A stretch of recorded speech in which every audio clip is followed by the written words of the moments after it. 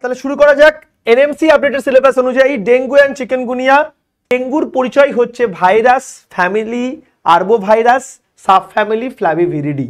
এই মশাটার কিন্তু পা, পিঠ এবং মাথা, সেখানে বাঘের মতো সাদা কালো অল্টারনেট এরকম স্ট্রাইপ আছে। সিমটম অনুযায়ী পুরো এই ডেঙ্গুটাকে দুটো মেডিকেল সায়েন্সে আমরা দুটো ভাগে ভাগ করি।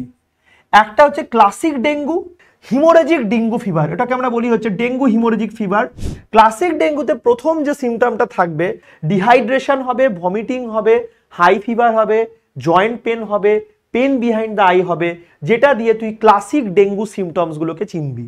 কিন্তু ক্লাসিক ডেঙ্গুর সাথে যদি তোর রক্তক্ষরণ হয়, তাহলে কোথায় কোথায় রক্তক্ষরণ হতে পারে? স্কিনে হতে পারে, মাউথে হতে পারে, জিআই ট্র্যাক্টে হতে পারে, ইউরিনে হতে পারে।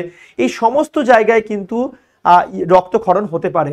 ইভেন তো ব্রেন হিমারেজ হতে পারে, ব্রেনেও কিন্তু রক্তক্ষরণ হতে পারে। অ্যাসপিরিন নামক যে ওষুধটা আছে ডেঙ্গুতে কিন্তু একদমই খাবি না। আগে যখন দেখতাম অনেকে চিকেন পক্স লেখে, চিকেন আর পক্সের মধ্যে গ্যাপ দেয়। ভাই চিকেন পক্স একটা কথা, there is nothing call mutton box, ঠিক আছে?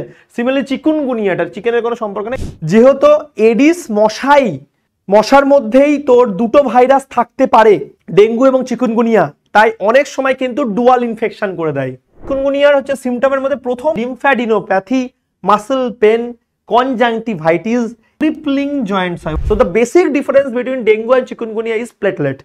প্লেটলেট যেখানে নষ্ট হচ্ছে না তার নাম চিকুনগুনিয়া, যেখানে হয়ে ধ্বংস হয়ে প্লেটলেট মানে হাজারেও নেমে যেতে পারে তার নাম হচ্ছে তোর dengue. That is the basic difference between the dengue and chikungunya.